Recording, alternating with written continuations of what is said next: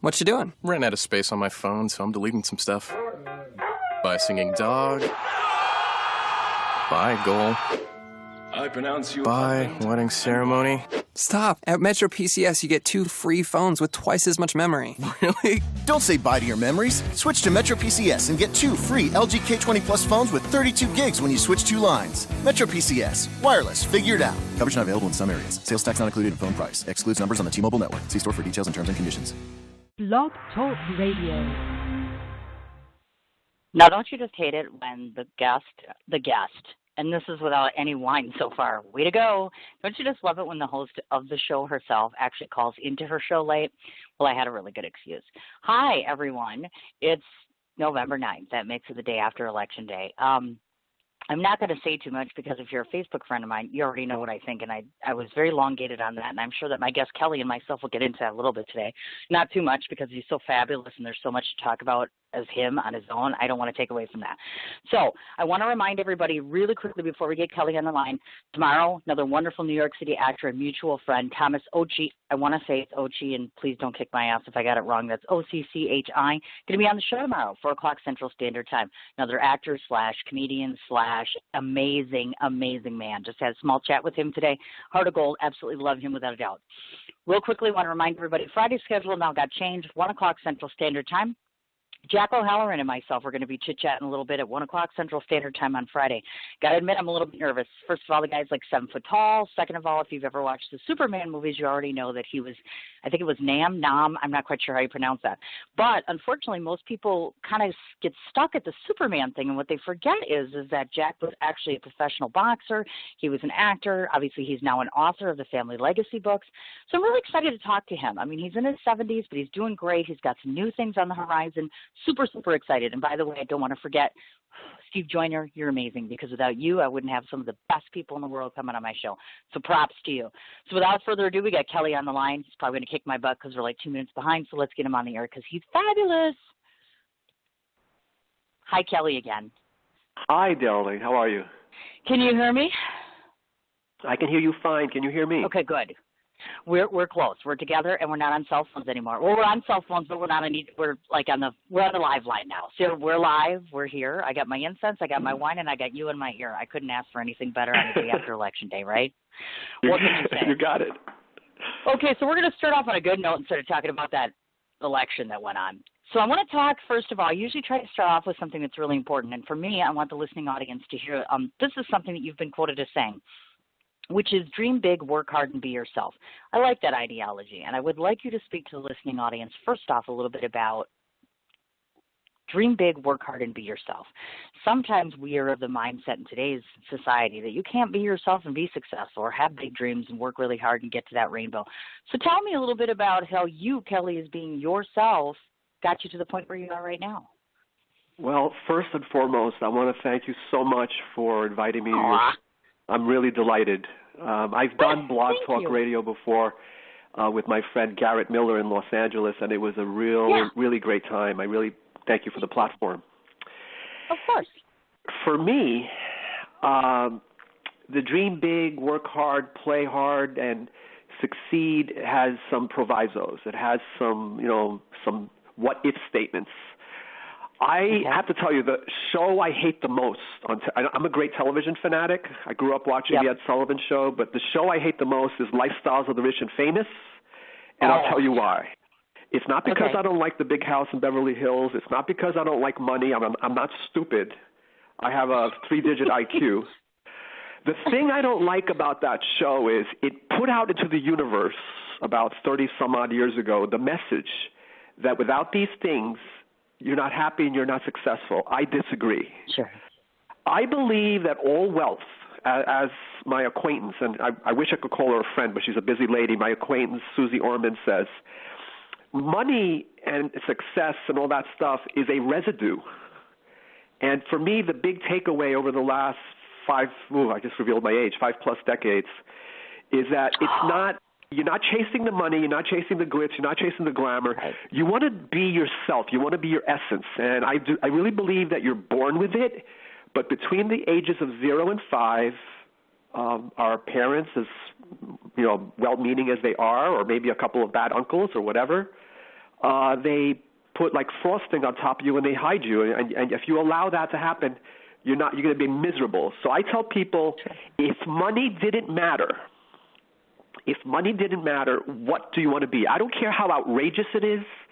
I don't care if it's like you want to make the best sailboat, or you want to maybe be a designer of Broadway shows, or if you even want to be a baker, you want to make great cakes.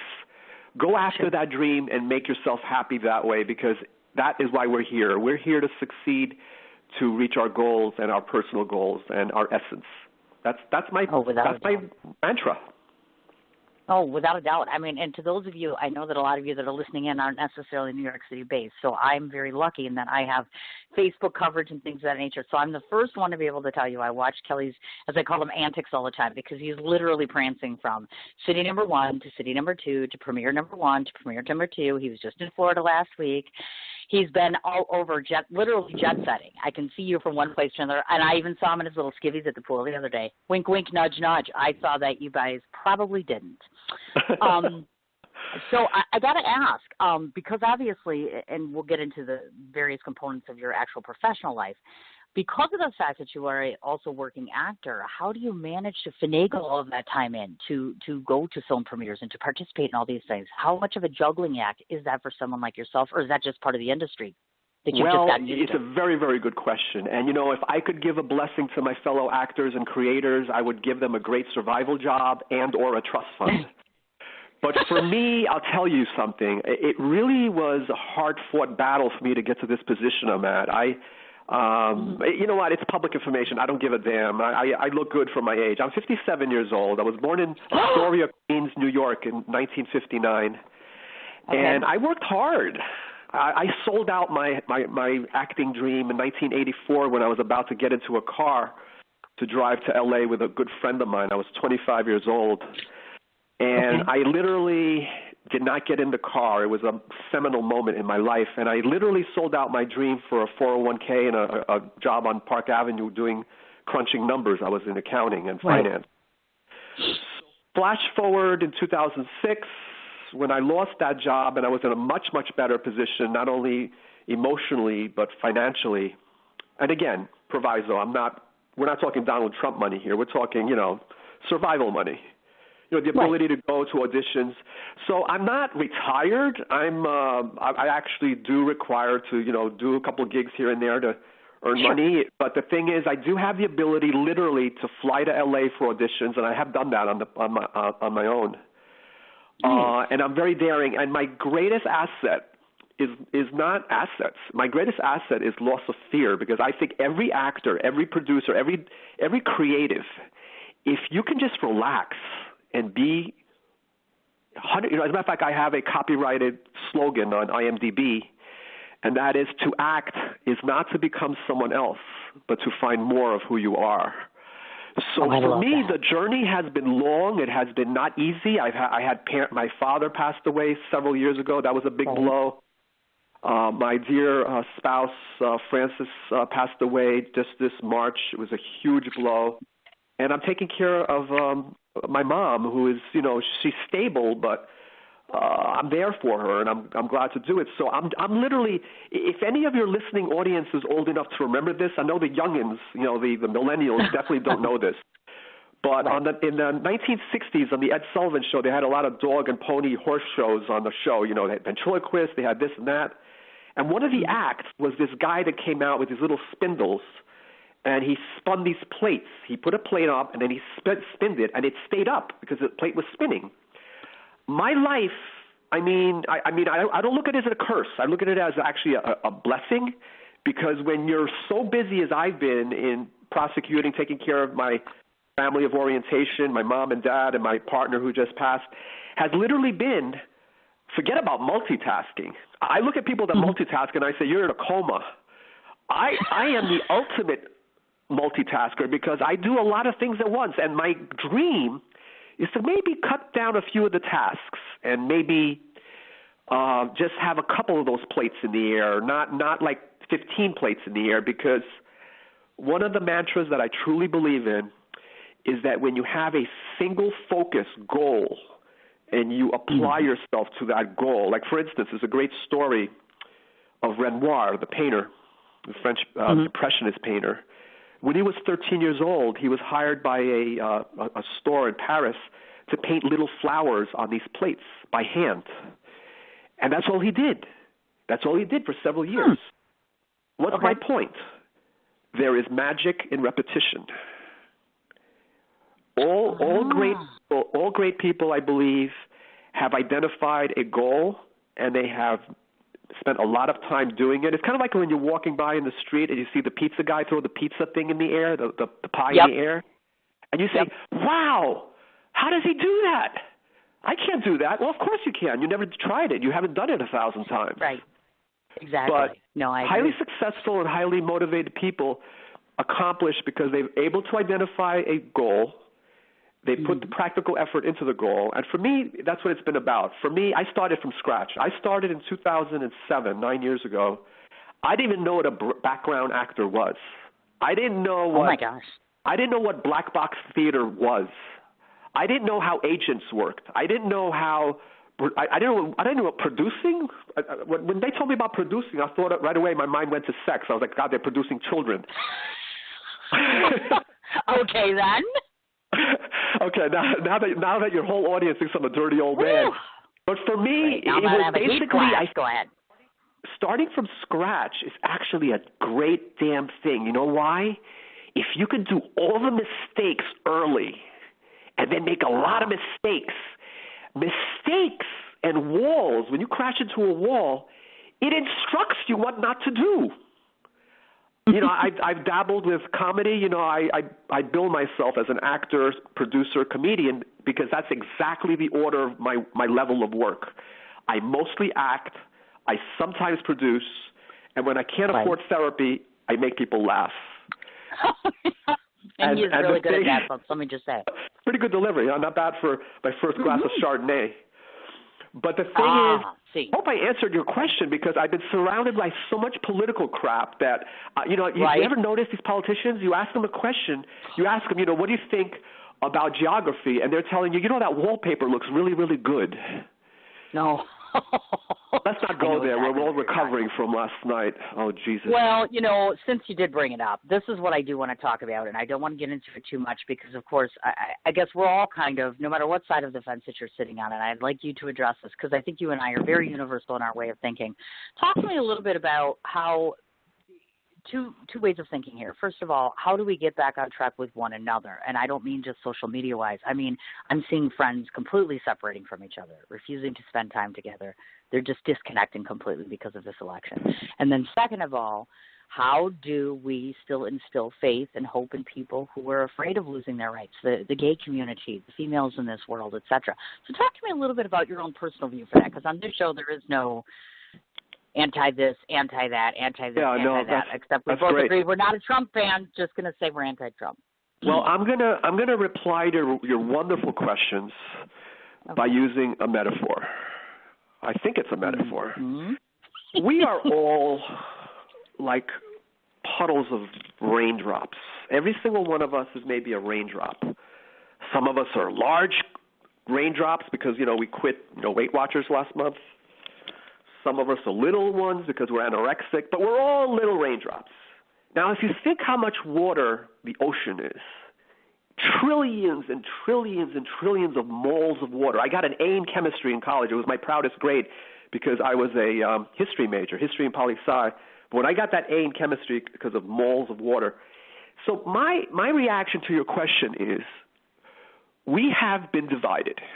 I believe that the zeitgeist of this world is the media. We are bombarded by messages. We are bombarded by subliminal advertising. We've been bombarded by wrong messages. And all of these messages are appealing to the most base, primitive emotions that belong to 75,000 years ago when we were Homo erectus or Cro-Magnon man. Right. And what we need to do, and this is especially important for people that live in big cities, because I just returned from Florida, as you said. I literally went to a guest house where they have palm trees and they have trails. And I walked with my barefoot feet and I felt the moist ground. After I actually went out to the pool when it was raining, and all the guys said, "Kelly, what are you, nuts?" I said, "I love it." That's awesome. Yeah. So to answer your question, your first question, if I remember correctly, how do we get back together? I think what we have to do is realize that we all have the same struggle. We're all trying to make it. I mean, we're all trying to reach, we're all fighting a battle every single day. Like today, I woke up with a crick in my neck. And it's amazing how just a little malady can affect your attitude. But I think the greatest lesson, and I can only speak for myself, but I think it's universal, is that people have got to realize that we're all going through something. We're all trying to make it either through the day or through the month. Most of us are just trying to make it through the day. I mean, if you look at economics, if you look at microeconomics, most of my friends, and this is normal, are literally trying to make it to the next paycheck. You know, and they're trying to balance their checkbook. They're trying to pay their rent. They're trying to pay the electric, pay the cable TV if they're lucky to have it. We're all just fighting similar battles on different scales. And in my experience, matters of the heart, which touch upon your question, namely, how do we get along again? How do we love one another? And you know, one of my least favorite expressions is, you know, like you mentioned, the gay community, which I have a great, you know, a lot of friends in the gay community, not just because of my show business life, but of my personal life, is, you know, when people say, let's accept each other. No, wrong. No, that should be an automatic, man. Accepting each other? Are you kidding? We all bleed red. I know it's a trite expression, but we all bleed red. And to think that I can hate someone because they're a Republican. I got Republican friends. You know what I tell people? I actually did a gig on you're going to love this. I did a stand-up comedy gig in a bus, Greyhound bus, from Philadelphia to New York. And I actually told the driver, I said, you know, I'm a stand-up comic and I'm feeling really, really funny right now. Can I have that?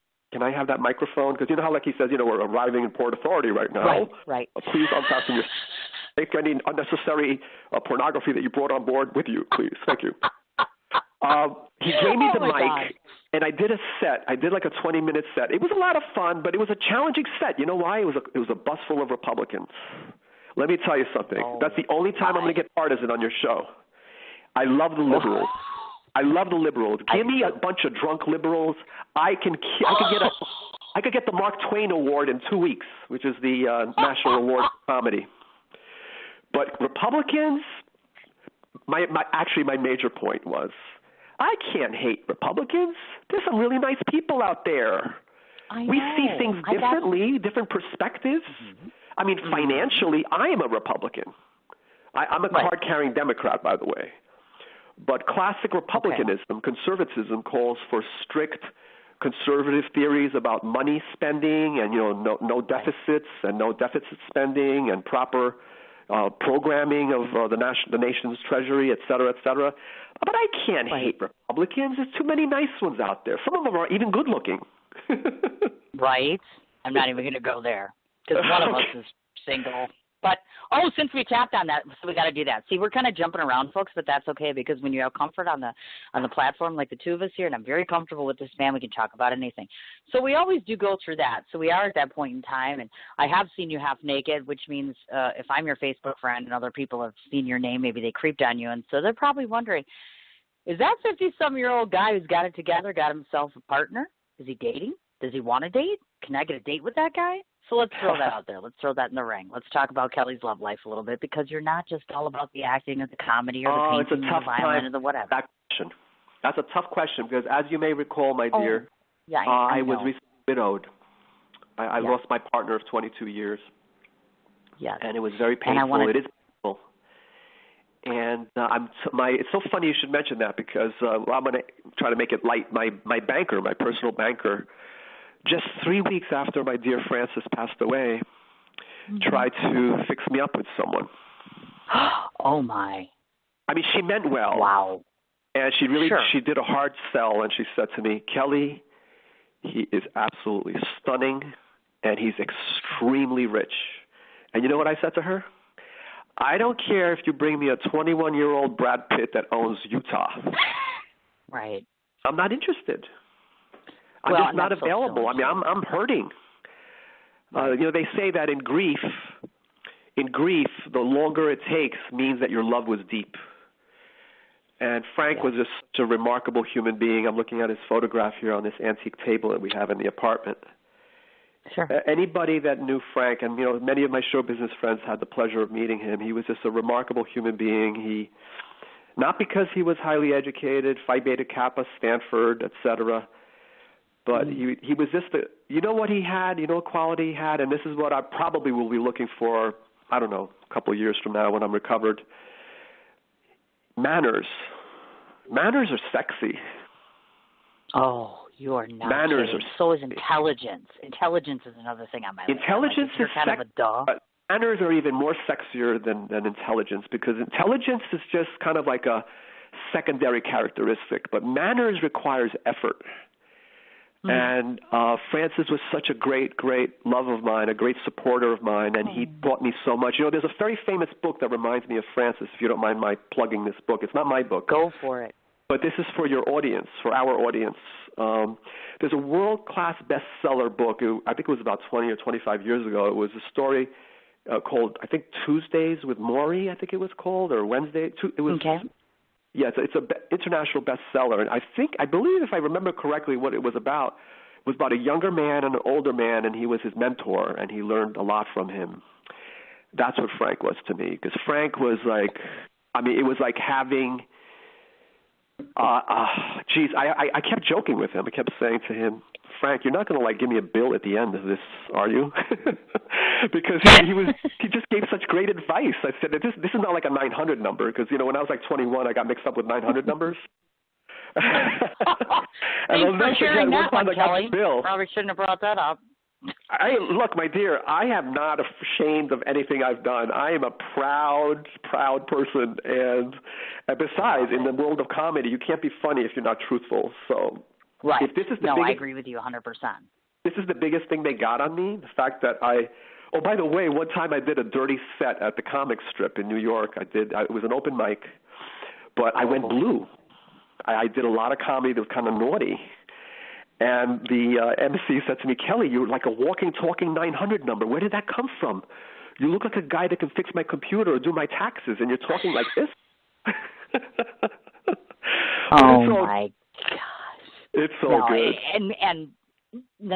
And the reason that I brought that up, obviously, is because, and to the listening audience, you don't have the benefit of knowing this, but I was very vocal in my belief earlier, and this I definitely think you should address. I've always found it extremely touching and moving, and I am of the firm belief that the more of a foundation that you have with a loving and supportive partner, the better you are personally and professionally, which I gather was the sense in your relationship. So what I want to share to the audience is, and you may not know this, of course, about Kelly because you don't know him, and I have the good benefit of doing so, is that I don't think people understand that there is a time and a place, and every person's level of grief and time limit as it relates to grieving and mourning is going to be different. So to those of us who haven't lost our partners or our spouses, what advice would you give us in terms of hand-holding you in a gentle way that doesn't oversee boundaries, meaning how can we be effectively helpful to you without being too pushy or too forward to help you grieve? Well, that's a really terrific question. I would have to say, just to be thoughtful, just to be aware. I think awareness is the big one. Because, for instance, I actually am constructing a whole comedy set right now about the things people say to grieving people and how they mean well. Like, for instance, they say, he's in a better place. That's one of my favorites. Mm-hmm. And you know what I say to them? Can I please see the passport signed by St. Peter with the room temperature of 52 degrees? Because if that passport has a temperature of 99,000 degrees Fahrenheit and it's signed by a guy that's carrying a pitchfork, I got news for you. He's not in a good place. So it's, people mean well, but I think awareness. And my learning lesson with that was that I was shocked how many people that I was hoping would reach out to me to be a little bit more supportive, and they disappeared. And I was coached by my grief counselor that they're not ignoring you or abandoning you. They're not comfortable with grieving, giving advice for grieving. People are different. Sure. So that was a big learning lesson for me, and it helped me raise my vibration. But everybody's different. Everybody grieves different. And I love what you said. It's absolutely true. There's no time limit. You don't want to maybe, like Francis asked me, he actually instructed me. Francis, he was older than me. He was he was old enough to be my dad. But we had a remarkable relationship. And Francis said to me, he said, Kelly, you're such a great guy. I love you. Please don't stay in that sad place too long. For you, I wish nothing but happiness. And by all means, do not quit the show business because I see great things ahead of you. And that's my homage to him. And hopefully my answer to you is that if people want to be thoughtful about grieving, and I just want to throw one thing out, just kind of like an open forum. To anyone listening to me, I'm literally still in deep grief. I mean, I'm past the shock stage, but I really do miss Francis. I'm hitting new holidays coming up that he's not going to be here. Right. Sure. If you're in love with someone and you have a boyfriend or husband or whatever, or even if you're just a single parent and you have a child or vice versa, please don't waste any time. Don't take anything for granted. Please tell your loved ones that you love them. Please do little amazing things for them, even if it's taking a little colored piece of paper and doing a happy face and putting it on the fridge in the morning. Right. It's so important, not just for them, but for you. Love is like, it's not an accident that angels have wings. Angels have wings because love cannot be contained. It has to fly, it has to flourish. And similarly, the reason they call currency, money, currency, is it doesn't work if it's locked up in a drawer. If I had $1 million and I was just like a Scrooge and I just kept it locked up, it would be safe, right? You would think, right? The money would be safe, right? It would be in the drawer, right? Yes. Well, guess what? If I took that money and let's say I opened a small business and I hired 20 people and we made cakes all day. We made pink cakes and blue cakes and yellow cakes and donuts, and it became successful. Really successful. And I was able to pay my employees a fair wage, and I was able to see their children grow, with money in their pockets for milk money or so they could buy their class ring. That's the reason they call money currency, because it only works when it's moving. And it's the same thing with love. Love, you cannot be loved unless you love. And Jesus, I'm freaking St. Valentine's. I'm like, I think I'm St. Valentine. I'm actually very lucky. Listen to that. Well, and the thing is, folks, in case you don't know this, and I bet Kelly doesn't know this, both he and I are July babies, which means that we are both Cancers. Cancers have this overwhelming tendency to wear our heart on our sleeves. We're ultra romantic. As you mentioned, I'm a huge advocate for going on Facebook all the time and making people tag in and check in and tell me if they're okay. I check on them, etc. Because you make a very, very, very valid point. You have no way of knowing what's going to happen when. So that's why I always tell people, you got a dream, go chase it now. Don't wait. You want to fall in love, do it next week. Don't wait for next month. Just like you want a glass of wine, go have a glass of wine. You want to kiss that boy, you want to kiss that girl, go kiss that boy or girl. Because you don't know when you're going to get that opportunity again. That's exactly why everybody on my show is a celebrity. You people are so inspiring and educating and motivating and entertaining, and how lucky am I to be blessed to be around you all the time. That's so awesome. Well, and I'm a Cancer, so I need to be huggy, kissy, touchy-feely with everybody all the time. Are you the same way? Are you like hands-on affectionate? I am. I'm actually born on the 2nd of July, which is the exact center of the year. It's the first by the way, one of my hobbies is astrology, so yeah, I was born on July 2nd, which is the first decan of Cancer. There's 3 decans in the month. And the first decan of Cancer is associated with the sign of Scorpio, believe it or not, which is the sexiest sign in the zodiac. But I actually believe in that stuff. And can I just favor you with a short story about my experience? You opened up astrology. It's very interesting to me. While I don't come from the Nancy Reagan School of Astrology, meaning, with all due respects, I don't hide in my apartment if it's Mercury is retrograde. I don't do that. Okay. I go out to the world. I live my life. But it's so freaking interesting. If you really study astrology, I went to this lady. She was actually on the Tonight Show in the late 70s, early 80s. And this is when I first started feeling the urge to go into show business. I was working for an ad agency on Park Avenue. Okay. And I went to this lady I didn't know what the hell I wanted to know. I just went to her, and she said to me, she did my chart, and she did a reading for me. And she said, Kelly, you have literally the same chart as Olivia de Havilland. Oh, my God. A Cancerian with Leo rising, and you have 5 planets in Leo. And she said, Leo is the actor's sign. You have what's known as a stellium. And she said, Kelly, it is imperative that you become an actor or a verbalist or something associated with entertainment, because the kind of energy you have not only informs people, but it entertains them. And the motto for my film company, Achilles Heel Films, we just had a winner. We won Best Picture, if you don't mind the shameless plug, at the Manhattan Film Festival. We won Best Picture. Yeah. Can I plug my film? We're going to plug your film when we get there. But you can feel free to plug it now, and we'll plug it again, because we're all about shameless promotion on this show. So we'll talk about Mommy's Box later, but the astrology stuff is very interesting. And this lady literally said to me, I mean, I don't know whether she programmed me. This is so funny.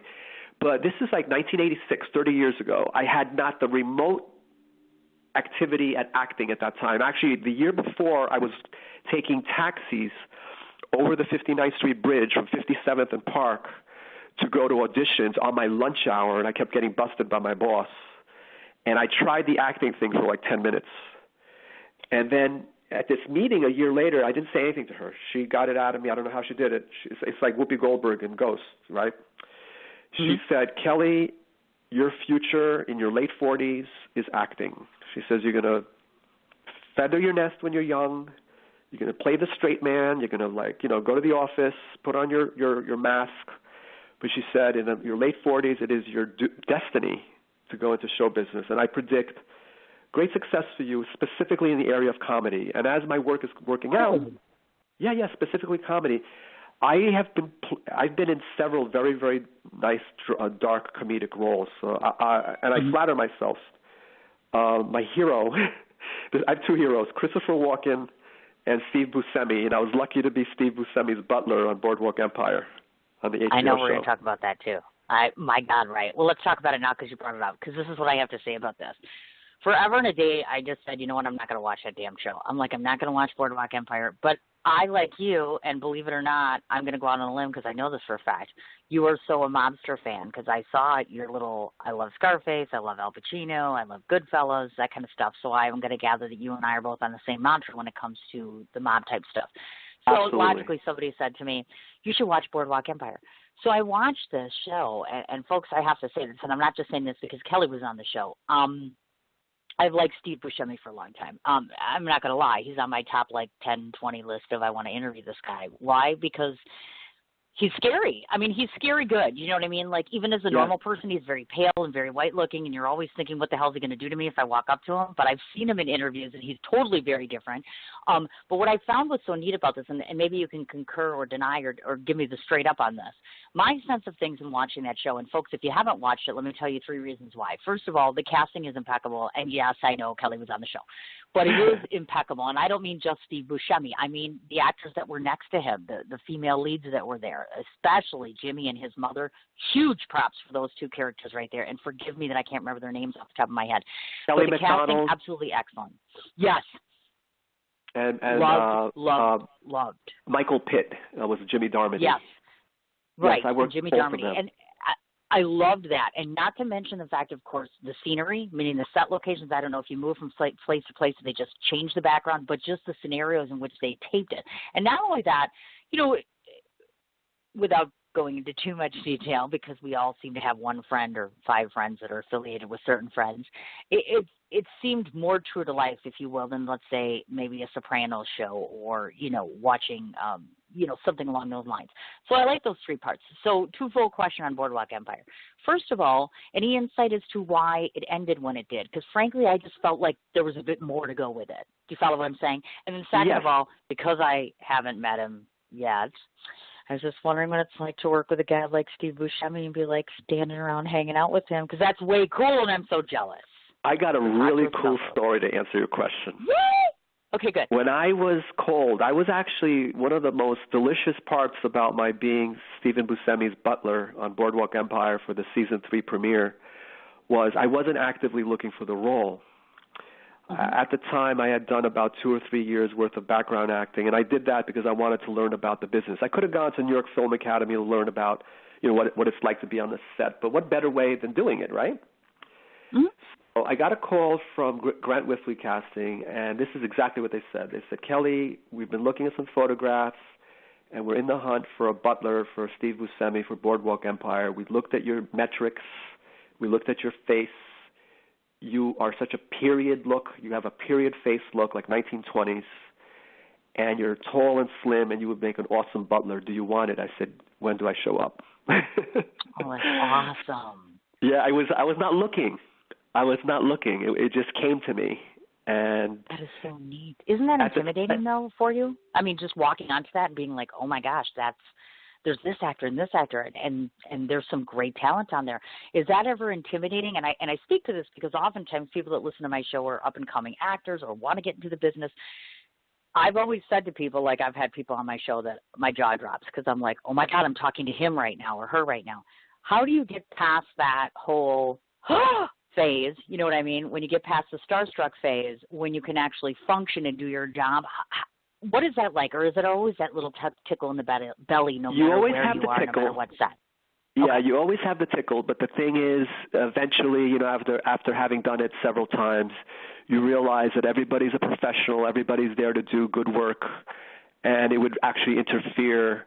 Like, for instance, I have a very steadfast rule. I don't try to overly fraternize or socialize on the set, even with name actors, because, I mean, if they're going to be friendly to me and they send out signals that, Kelly, like, for instance, not to be a name dropper, but I did a couple of episodes of The Good Wife as a photo double for Titus Welliver, who was Mr. Childs, because I had the same hair as he does. He was out of town.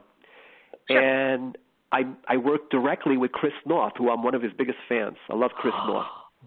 And we're filmed between takes, and I want to confirm also that Mr. Buscemi is absolute gentleman. Really? But between he takes, doesn't scare you? Beg your pardon? He doesn't scare you? I mean, seriously, have you looked at him? He's kind of scary. Well, I have to comically agree with you. He has if he doesn't smile, he has a very menacing. It's those eyes. And by the way, Kelly MacDonald, who is his wife on Boardwalk Empire, when I was introduced to her on set, she asked me if I was his photo double. She said, "Oh my God, really?" And I said, "Really?" I said, "What makes you think that?" She said, "You have the same cheekbones and the same eyes. And if you really look at a photograph of us side by side, it's the eyes and the cheekbones. They kind of pop." Wow, that's really cool. That's cool. Neat. Oh my gosh. Well, I'm going to jump around now, but I was talking about Chris North. Yes. Chris North, between takes, strikes up a conversation with me, and he says, "So Kelly, right?" I said, "Yes, Kelly." He said, "Kelly, tell me, how long have you been acting?" I said, "Oh, I've only been acting about 4 years." And he says, "Oh, well, tell me, where have you gone to school?" I said, "Well, I studied at HB Studio under Mr. John Monteith and Mr. Morehouse, et cetera, et cetera. I'm on a waiting list." At that time, Uta Hagen was alive. And he was just being genuinely nice. He was just interested in knowing my journey as an actor. And I said, "By the way, where did you go to school?" He said, "Kelly, I went to the neighborhood playhouse down on 55th Street." I said, "How long ago?" He says, 32 years ago. So I actually love that because, here you got a seasoned veteran actor being kind and being genuine with someone who's literally at the starting line. I mean, I was at the starting line. I was still learning what they meant when they said go back to one or reset or whatever, these cinematic terms on the set. So I have to sneak this story in about Steve Buscemi because you expressed an interest. Yes. When we filmed the season 3 premiere in Vinegar Hill, Brooklyn, in this old house. I mean, it's a national landmark. I don't know the name of the house, but it literally was built in the late 1700s, early 1800s. And we filmed inside this house, and it was so old that the floorboards cricked, and I thought I was going to go through the floor at one point. And I was in this tent with hair and makeup, and there were me up. They were greasing back my hair as a butler, and I was wearing this really tight butler outfit with coattails and 1920s, right? Right. I got walkie-talkied. We need the butler. Call the butler. Where's Kelly? Kelly, where's number 3? I think my number was number 3 on the background set. So I go running to the building, because I'm a former marathon runner. I go running to the building into this labyrinth basement, trying to find, going through wires and trying to find this. And then I come running down the stairs, and I knock this man down. I knock him down. It was Steve Buscemi. Oh, my God. How'd that go over? I knocked down the star, picking him up. I'm picking him up off the floor. And as I'm dusting him off, I did like a double take. I said, my God. Are you Mr. Stephen Buscemi? He said, yes, I am. I said, sir, I deeply apologize. I'm your butler. Awkward. He says, oh, don't worry about it. Just don't do that in the scene. That is just so cute. It was such a moment. But I got to tell you, Mr. Buscemi can say things like that because I don't know if you know this. He's a wild guy. He's kind of like me. He's a wild guy.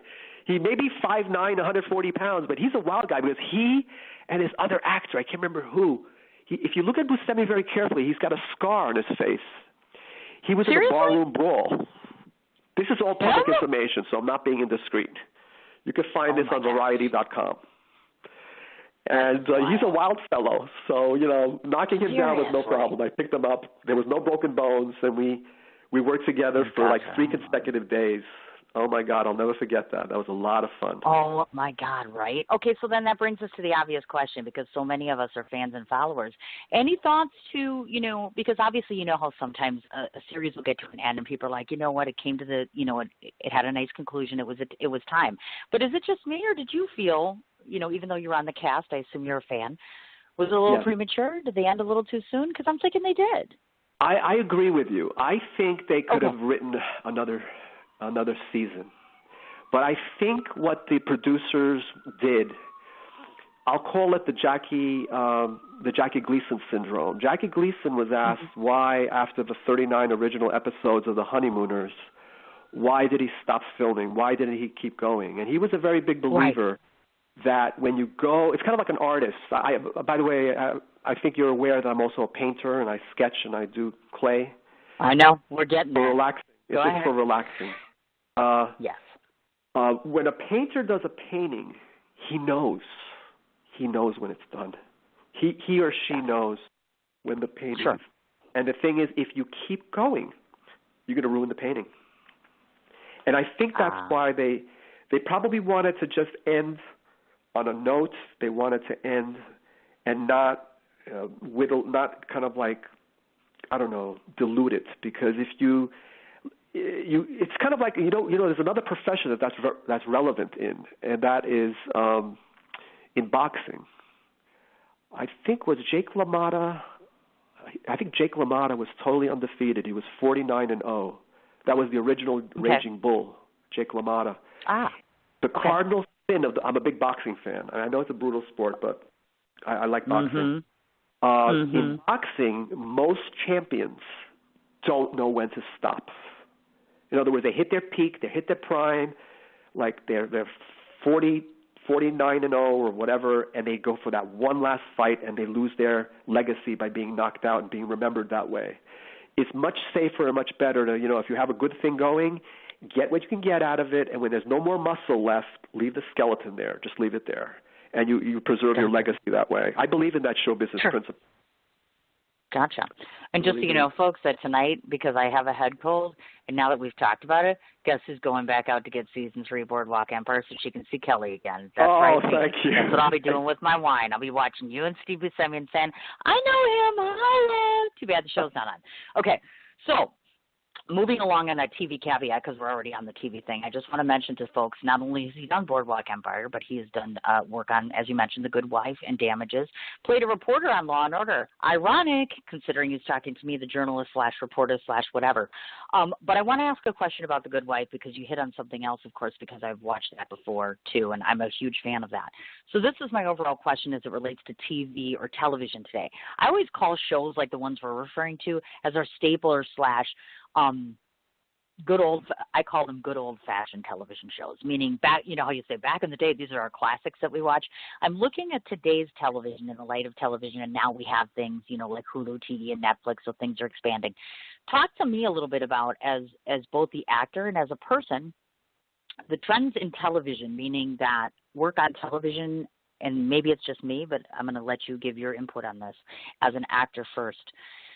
I just tend to notice that there seems to be more gravitation to doing bigger screen film on the indie level and other components, meaning less focus on TV, more focus on movies nowadays. I just feel like we're getting less quality television and more quality on the big screen. Make sense? It makes sense, but I'll tell you, when it comes to bread and butter, I by the way, I want to utter my first word on television. I have uttered many, many words on off-Broadway stage, leading roles. Mm-hmm. I've uttered many, many words in independent film. I have uttered many, many words when I was in the recovery room of Lenox Hill Hospital and when the anesthesia was wearing off. No, that was a joke. I have never uttered a word on television. How is that possible? How is that possible? Are you kidding? But to answer your question, I think any actor worth their salt right now, for financial reasons, wants to land a recurring role or several guest star roles on television, and I would not kick that out of bed. I am like putting it out to the universe. Lord, let me utter a word, even if it's like, sir, your jacket, or sir, please come back again. We'll take better care of you next time. Sorry about the bed bugs, or whatever. But the thing is, I think that independent film, unless you're in a higher level independent film where you're getting paid a good salary, my observation from my standpoint in independent film is that there's not a lot of money there, and you have to do it for the art. Right. And right now, the big thing with independent film that I love is that many developing actors can get good material for their reel so they can grow and get that role. Amen. Not in an independent film, but maybe a Spielberg film or whatever, you know. Correct. I went to a very interesting Q&A at SAG a few months ago when The Danish Girl came out. And I was listening. I want to give this out as an inspirational stroke for all the listeners, all the actors and the supporters of actors. Alicia Vikander, the Oscar-winning young woman from The Danish Girl, beautiful brunette, who played Eddie Redmayne's wife, very cooperative wife. She was asked about this, pretty much the same question you asked, about viability, about television versus indie film, this, and this. Right. And what she said, which was a big takeaway for me, and it's literally my gasoline for keeping this engine known as actor Kelly Karavites, is that she said that 2 years before she was called in to do a screen test or an audition screen test for The Danish Girl. And not that I'm stuck on my IMDb star meter. I don't know. Many actors are. I'm not. Right. You know, some actors like live and die. If their star meter goes to hell, they're like, oh my God, I'm dying. I'm no good anymore. But the thing is, she said that she was at like 600,000. She was a total unknown. She had done 4 very, very low-budget independent films. And she went from that to being in the room, reading opposite Eddie Redmayne, and landing the role. So what's my point? Really? What's the takeaway? The takeaway is, are there any surefire tricks to making it in this business, to keeping your hope alive, that you're satisfying your creative juices and or making perhaps some money, which, you know, hey, that's not a bad thing, right? Ding, ding, ding, yep. I mean, it's kind of like when a person asks me, you know, when a person finds out, like a barber, if I'm like in L.A. and a barber's cutting my hair, and they say, what do you do? And I say, I'm an actor. And they're like, oh, what have I seen you in? It's kind of like when I meet a plumber. When I meet a plumber, I don't go up to them and say, excuse me, you're a plumber, really? Why don't you show me about that joint elbow over there? That pipe is leaking. Why don't you show me? We don't go there as a world community. We don't go there because we assume you're a plumber, you're a plumber. But in the acting profession, there's this instant validation requirement where you have to constantly prove, which will lead me to my final point about this. In our business, I run into a lot of zero-sum gamers. And what I mean by that is people, I know this one guy who sadly recently defriended me because I didn't give him enough likes on Facebook. And he is so obsessed with stardom that when you have lunch or dinner or coffee with him, you have to endure that he posts like 19 Instagram pics before he even gets the menu. Oh, my Lord. That's again, insane. what's my point? If I ever had a boat, and by the way, I have no desire to own a boat. It's too much responsibility, insurance, docking fees, barnacles, envy. But if I ever owned a boat, I always play this little game with myself. What would I name my boat? I would name my boat Intrinsic. It's my favorite word in the American language. And that's what's missing in show business and art. Not just show business, but art in general. Why are you doing it? Are you doing it because you want the limo? God, Jesus Christ, you want a limo? I'll get you a limo. I'll get you a limo. We could get that off your bucket list. I'm doing it. I have a joke I tell my friends. The acting thing, I would do it for free, but don't tell the producers. I love it. Wow. I love it. Awesome. I'll never forget my first major off-Broadway role, not off-Broadway, and not to denigrate black box theater, but off-Broadway, meaning my first marquee credit at the theater at St. Clement's. And by the way, I cried because after my performance, I was waiting for a taxi, and there was a little flyer, and the flyer had the history of the theater, and it listed all the actors who literally started from zero at that theater. Dustin Hoffman, Faye Dunaway, all the great. Nice. But my point is, if you're going to call, and by the way, this is the influence of Uta Hagen, because I'm a big follower of Uta Hagen from HB Studio. Mm-hmm. If you're going to call yourself an actor, you have a solemn duty to be a purveyor of truth. All the niceties, all the grandeurs, all the great things that happen associated with the acting world, fame, a write-up, maybe a little award here or there, that's icing. That's icing. Forget about the icing. Build the cake. And make sure it's a damn good cake. The icing is not a problem. $2.89 down at the Morton Williams Supermarket. Betty Crocker. That is so cute. Oh, my gosh. Now I want to flip you over on the other side of the fence so we can talk about one of the roles, one of the many things that Kelly does, of course, is executive produce. And he served as executive producer, TV series Kovar, and, of course, obviously, Mommy's Box, which, as you mentioned, which I was going to mention, Props, Best Picture, Manhattan Film Festival.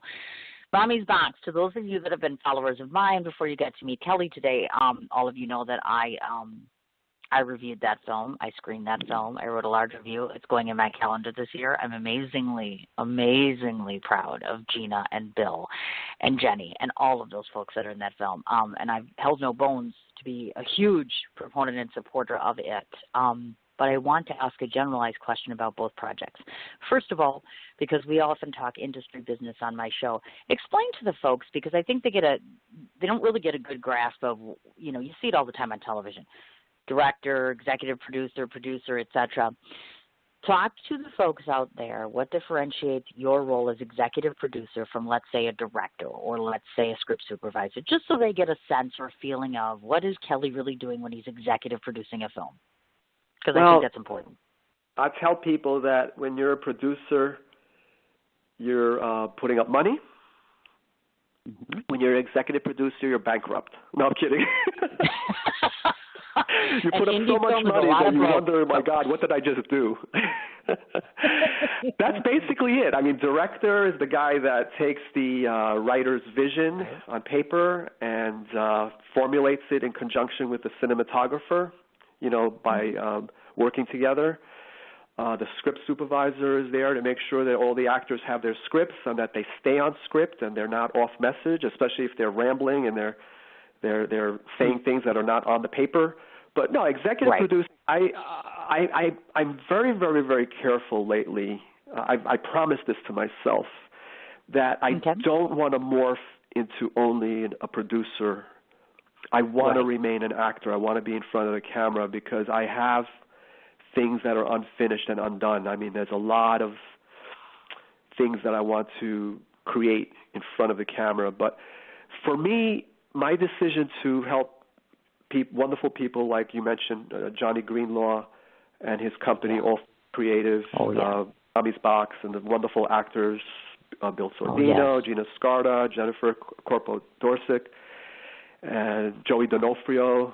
And don't forget Paolo's music. Sorry, I had to throw that in there. Coelho. Paolo's music, right? Fantastic. Exactly. That's, he's so funny.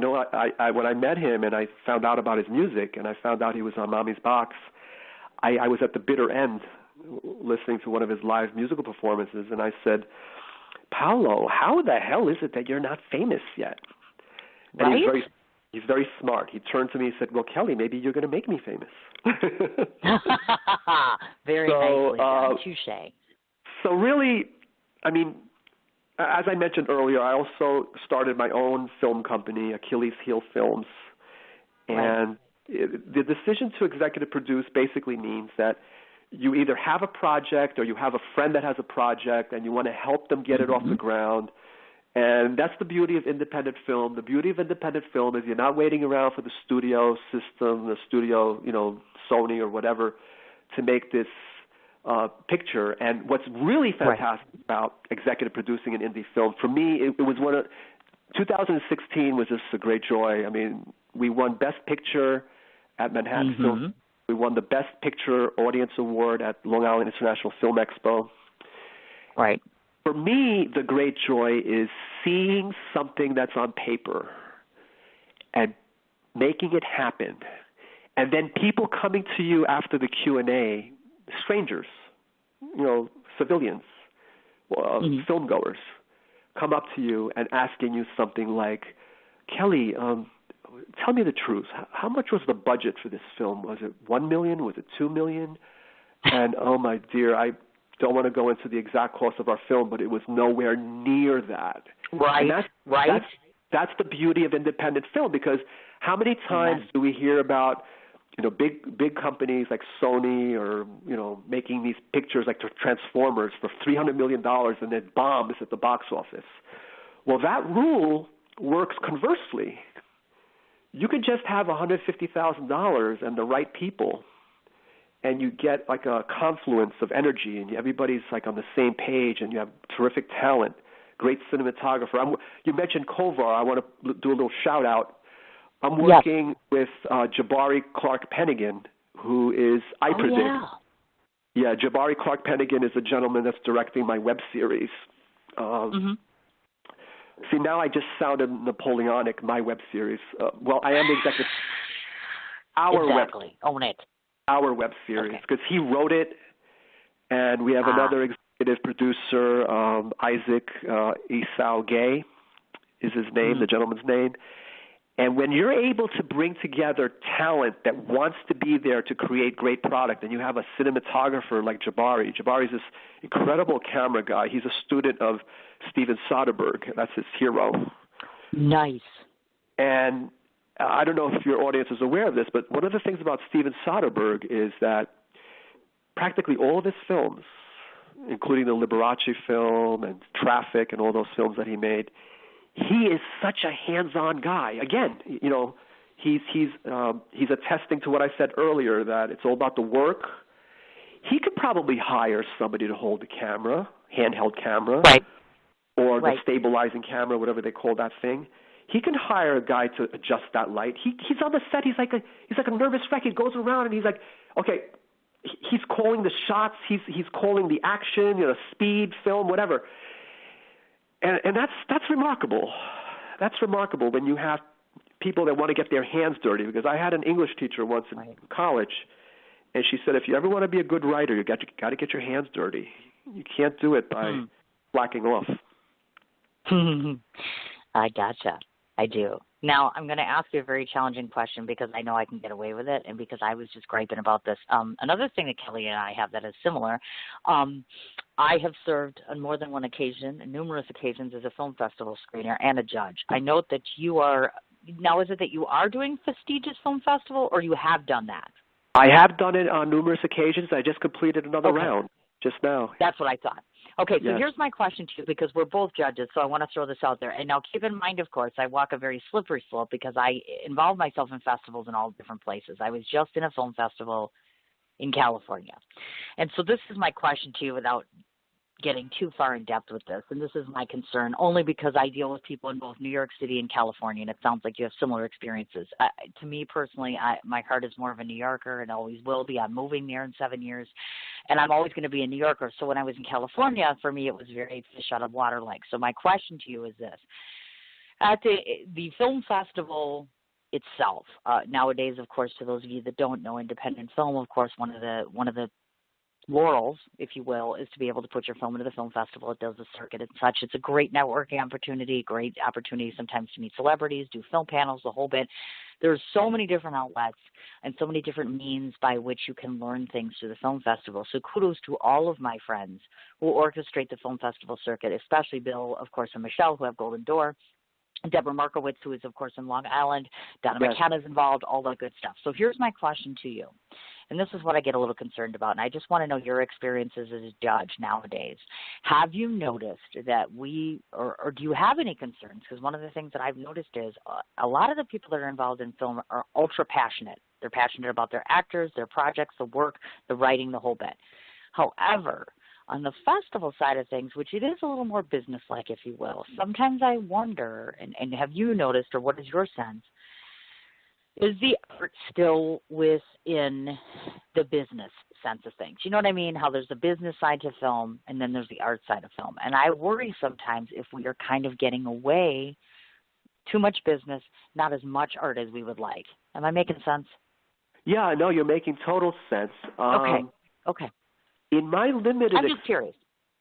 Yeah, I mean, in my limited experience, and I'm being humble here because I was lucky enough to be invited by Roy Zafrani from Israel and L.A. to be in his Top Shorts, right, and also Fastidious Festival as a juror. Terrific jurors, by the way, and really terrific films. I really don't see it that way. I mean, I guess maybe I'm not looking hard enough. But California is different. It's more Hollywood-ish, and right. Things are a little different there. Being an international festival, Fastidious, they get films from all over the world, and they're very eclectic, and there's a very nice mix. I mean, I remember, I can't remember the name of the film, but in the previous Top Shorts Festival, I saw a film which was, I think, from Asia. And it was not a very enjoyable film, not because of the acting. The acting was tremendous, but because of the content. It had to do with misogyny. And so for me, it's very hard for me to quantify whether the business element of filmmaking versus the art element, whether they're at war or not. It's very hard for me to decipher that because I think I know the reason why. Even though I have great business skills coming from the business world, I am starstruck like you have no idea. And when I say starstruck, my God, right? Yeah, I mean, I'm not talking about the stage door Nelly that's waiting for the autograph. I've gotten that. I mean, I still do that once in a blue moon. I mean, one of my favorite stories is I did this off-Broadway play, and as I was walking through because when I finish a play, like a performance, I'm elated. I'm literally, it's almost like endorphins. I'm just very endorphins. And I was walking out in the theater district, like near Sardi's, and I was walking by this large theater. I can't remember the name of it. And I bumped into this woman, and I apologized. I said, I'm very, very sorry. I grabbed her arm, almost knocked her. Again, I have this penchant for knocking down people. You can only imagine what my liability insurance is, right? And it was Lynn Redgrave. Are you serious? It was Lynn Redgrave. Or is it Vanessa? Which is the one that's still with us? I think it's Lynn. I think it's Lynn. Lynn. Yeah? Lynn. Is it? Yeah, Vanessa passed away. It. Yeah, her sister Vanessa passed away. It was Lynn Redgrave. And I'm very happy to report that we had a little conversation. I that's said, so cool. I said to her, my dear, I remember seeing you in many, many things on television in the 1960s in movies. I know you have a great oeuvre of work, a body of work. But I just finished a play myself, because she was in Driving Miss Daisy with James Earl Jones that evening. Oh, yeah. And I said to her, I did a little play in a little off-Broadway theater right here on 44th, right off Knife Avenue at the Producers Club.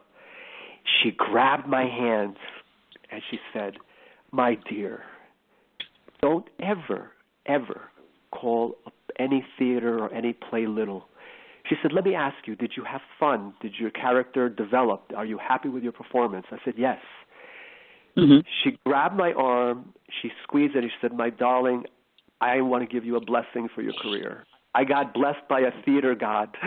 That is way cool. Oh, my gosh. How cool Listen is to all that? these stories. You so have to write a book about this, Kelly. Seriously. You I have so many have to put all more. these experiences in a book. I have many more. I'm going to have to slip in. I'm not going to tell you the whole story, but I had a pen pal friendship with one of my heroines, my comedy heroines. You know, it's funny. As a comic, I've gotten most of my inspiration from females. I don't know why. My yin-yang is kind of messed up. But I had a very pleasant pen pal relationship with Phyllis Diller before she passed. I sent her a fan letter, and we wrote to each other for a couple of years. She would even send me Christmas cards. I would send her images of my paintings. And sadly, we never physically met, but we had a nice back and forth.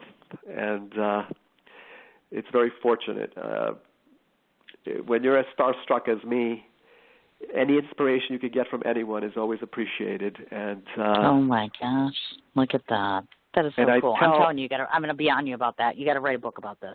Because you know what? The average person is never going to have some of the experiences you have. That's one of the reasons I started the show. I'm like, how cool is this? I like the Real Housewives. They come on my show. I get to meet them. And then, yes, I did follow through and meet them. Or I get to interview some of the oh my God, I got to interview Sean Young. Talk about starstruck and falling over. I'm like, oh my God. I'm almost going to fall over here and literally die now. I just met Geraldine Chaplin not so long ago. Now that's history. Lord. I'm like, oh my God. And she's lovely. I mean, she's just like her father. I mean, literally, not exactly, but it was just so neat. I was like, okay, fine. And I know this is going to be hard to share, so I'm just going to share this thought that I had today because I know you could appreciate it. This is probably wrong and God's going to hate me, but I'm going to do it. And it's about the presidential-elect. I was driving around today. I was thinking to myself, my son is a huge Chaplin fan, and I am lucky because I passed my appreciation for silent film onto him, and he loves Charlie Chaplin. And I thought to myself, wouldn't it be ironic if I sat down and I wrote a screenplay that was remotely similar to Charlie Chaplin when he wrote you remember the Great Dictator? Of course. So I was thinking maybe I should just, I don't know, write a little screenplay and perhaps I could be making fun of a certain presidential-elect person. That's probably wrong, isn't it? Well, that is not wrong at all. I know it's not. It's like, oh, my God, this is such a great idea.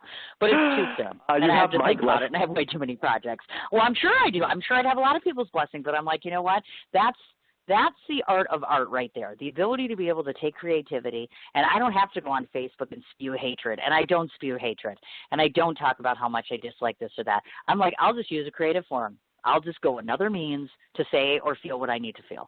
I just think that that's very healthy. And by the way, since you enjoy that film festival judge thing so much, I have a quick question for you. The fastidious? Well, no, actually. I was just wondering if you might consider being one of my judges because I'm actually having a film festival of my own in 2017. I would be honored. Honored. Hello, he said yes. Yay! Well, we'll talk about that more in greater detail, but I'm just throwing it out there. You can go to the audio tape, and play it back for your audience. Okay. Kelly is on. I love you. You are awesome. Okay, on to more things, because I have to cover more things. Otherwise, they're going to be like, oh, my God, you guys were talking. But isn't it easy, though? I mean, it's like you get into one conversation, it leads to 50. But I have to do my journalistic job. So let's talk a moment about this. I don't want to forget to talk about and this is just genuine curiosity. Tell the listening audience a bit about the movie. It's called Wall Street Chicken, and the reason I'm bringing it up is because I'm like, oh my God, that is totally a cool title. People have probably never seen it, heard of it, etc. So give us a short summation of it and let people know, are they able to watch that? Is it accessible anywhere? I'm guessing It would be an internet sort of thing. Okay. Yes. The entire film, and there's a film after that by the same director. The film was by Martin Menzel. Okay. He's a graduate of the New York Film Academy. He's from Berlin, Germany. He's remarkable director, very intelligent, really loves his actors, respects his actors. Wall Street Chicken was a metaphor. Well, I don't really want to give away the story, but it has to do with the financial Not crisis. too much. Yeah, Okay. that's enough. The financial crisis of 2009. It was not a long film. It was a short film. It was a dark comedy. There were pillows involved. I'll just leave it at that. Talk about being intrigued now, folks, right? Like, I'm totally going to want to watch that just because all he's telling us is pillows. There were pillows involved. I always like to could think of many things, but we're not going to go there. That's fine. We're not going to go there. And his follow-up film, The Vanishing, I played a really delicious character, which helped me understand my branding as an actor. I played a mysterious. I didn't even have a name, but I was a very major component of that film. I played the role of the gray-faced man who was kind of like a collector of souls, kind of like a diabolical person minus the cloak and dagger. He had like very nefarious goals, and that's actually on my reel currently. There's a part of that that's on my reel where I have my victims, and we can see that. And I'll make sure to give everybody that information too, because they'll be able to go ahead and they'll be able to read it. Yeah, if you Google Martin Menzel, Menzel, direct, you'll probably get his page, and all those films are on there on platforms. They're free. They're available for free now. Gotcha. Now, I want to talk a bit about, obviously, of course, and just so you folks know, he has attended both the University of New York City as well as the Herbert Berghoff Studio in terms of acting in New York City as well. So my question to you is this. Some actors that come on my show talk just extensively about how each and every one of their experiences in terms of studio acting lessons or private lessons, things along those lines, have benefited them. Some talk immensely about, you know what, I just delved right in, got into that character. Talk to me a bit about that. Is your education your fundament or your rock or your foundation, or have you found it's been a combination of, half improv, half teaching? And moreover, do you continue your education, literally, as an actor? Well, I love this question. This is an extremely, very important question to be asked, and I'm very grateful to be asked that question.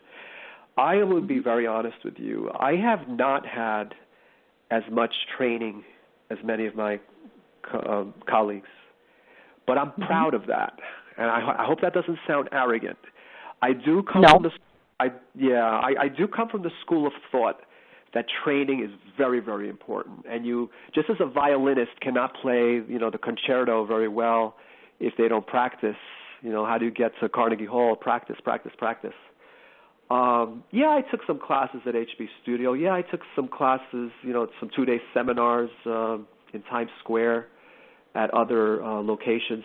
But for me, what I feel I bring to the table is all this visceral knowledge of, I know this sounds cheap, but I'm like, if you had to compare me to a movie character vis-a-vis their acting training, I would be like Rocky, because remember what Rocky was? He was a street fighter. Oh, yeah. I remember watching this interview with Jack Lemmon. God, I'm going to date myself now. I think it was on the Jack Parr show. I must have been like 7 years old in 1966. And Jack Parr asked him, what is it about acting and your training that you think is the most important thing? What part of your training was the most important thing? And you know what Jack Lemmon said, the great Jack Lemmon? He said, I like to watch people. I like to sit on a bench in Central Park and literally look at people. Not leer at them, but study them. And if you really think about it, the human animal, the human body, is a machine. If you overtrain, by the way, I want to piggyback. This is very relevant in comedy. I have a comedian friend. She will remain nameless. I love her. She's terrific. She memorizes her set, word for word. Really? Okay. Not good. What's really? my point? My point is, in comedy performance, you want to be in the moment. You want to tear down that fourth wall. You want to pop. You may want to have an idea of what the set looks like in your brain because you don't want to get lost. Gotcha. But the same thing in acting. My favorite moment in acting of all of acting, and I've seen a lot. I don't know if you notice, Cindy, but have you noticed that sometimes I post, not sometimes, tonight's after dinner film, Yeah. I literally watch about 800 motion pictures a year, at least. Wow. At least. That's amazing. And my favorite moment in film doesn't even have words. Remember I said that joke before about, when am I going to utter a word on television? Yes. Because I've uttered words in films, I've uttered words in plays. Right. Is when F. Murray Abraham is in that room in Amadeus, and there's a big table of wonderfully prepared catered food in 1775 Vienna in the movie Amadeus, and he's about to take a grape off of this concoction, off this thing. And as he's taking the grape off and putting it in his mouth, he does a double take because somebody's blasting through the door. It's Amadeus with his future wife, Costanza. What's my point? He won the Oscar for that role. And he won the Oscar because, F. Murray Abraham won Best Actor for that, 1984. Gotcha. But my point is that what an actor cannot speak, an actor acts with his body, and it's a total confluence of both apparatuses that projects a truthful performance. All he did was a double take, but it was the greatest double take in the history of film. And for me, to answer your question about training and what kind of training have I had, for me, although I have had classroom instruction, the method, I've studied the method, which if you ask me what the hell the method is, I have to be very honest with you. I'm still trying to figure it out. I just have to be truthful. I love it. Okay. There's nothing more powerful than truth, my dear. I agree. Well, maybe maybe a stack of hundreds from here to the moon. I like that. And a good bottle of wine. The thing is, training is important. Like I heard recently that somebody was criticizing Pacino because they said that he's phoning in his performances. I don't go for deprecating great actors like him. I don't go for that because you're talking about one of the greatest actors. But for any actor that's developing or growing and you want to continue growing, you want to keep the instrument, your body and your mind, in tune. And you want to do it by, for instance, right now, if I tell you what I'm thinking about doing that's going to help my acting, you're going to say, what? Is he serious? I'm going to go to a language school in Jackson Heights. Really? I'm going to go to a language school and I'm going to learn Spanish. I am going to be fluent. In 2 years from now, I'll be fluent in Spanish. And the impetus for that, my inspiration for that, is that when I was in South Florida last week, I noticed just how much Spanish I've picked up in my life living in New York because like 99% of my father's tenants in his building were Spanish over the years. And I picked up a lot of Spanish. But I said, wouldn't it be great if I could be totally fluent and just like go 99 miles an hour? So that's my goal. And you're going to say, that's going to help your acting? You're darn right it's going to help your acting because acting is about courage. Acting is about confidence. And any kind of information, you want to go to a museum, you want to experience. Because if you're being asked by a director to regurgitate an event, how could you possibly do it if you don't have the experience? And because I've had so many different jobs, Cindy, I've been a taxi driver. I worked in a restaurant. I was a delivery person. I sold chocolate door to door. The only thing, by the way, I was hired a job as a 900 operator because I had a sexy voice. My voice is really messed up because I have a slight cold. But when I was 26 years old, I had this guy offering me a job at $20 an hour in 1984 to do 900 numbers. Where you pretend to be like somebody sitting there doing terrible things. Right. Doing Donald Trump things. You know what? I would call that the talking yam station. I call him the talking yam. I don't even call him Donald Trump. I call him the talking yam. But I digress. Oh, sorry. I digress. Yes. I don't know if I answered your question. No, you did, as a matter of fact. And I have another question for you. This is another aspect that I know that I want to talk about. First of all, I want to say thank you because, of course, I have a huge adoration and admiration for any individual who has served in our military. And, of course, you have served 2 years in the U.S. Army, 101st Airborne Division. So thank you so much for your service to our country. I wanted to ask this question because my neighbor is a dear friend of mine, and he is military also. So I guess twofold question here. First of all, you actually opted for an honorable discharge, so I think you should talk about that a wee bit. And second of all, I'd like to ask you, because it's people like you that fought for our right to have the freedoms that we do, freedom of speech, freedom to vote in this country. Can you honestly say that, I feel like I owe you an apology. You fought for our freedoms, and you live in a country where things like this are going on in the world. So as a former military person, do you feel, I don't want to say ashamed of our country, and I did say that today, but I'm ashamed to be a citizen in a country where we're living with this sort of behavior. So talk to us a little bit about the military experience, and of course, obviously you fought to preserve our freedom. Are we in danger of losing those freedoms that we hold dear for various reasons? I know the country is terrified. Are you referring to the result of yesterday's election? Yes. Yes.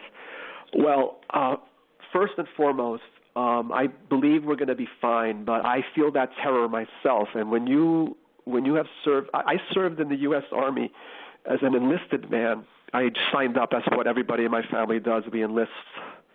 Mm-hmm. And I served for 2 years in the U.S. Army. I was with the 101st Airborne in Fort Campbell, Kentucky. I'm a graduate of the U.S. Army Infantry School and the U.S. Army Air Assault School, which means I'm a lot more dangerous than I look with the glasses on, believe me. But the thing is, my second year of service, I was appointed by the Secretary of the Army and my congressman, and I was appointed to the United States Military Academy at West Point.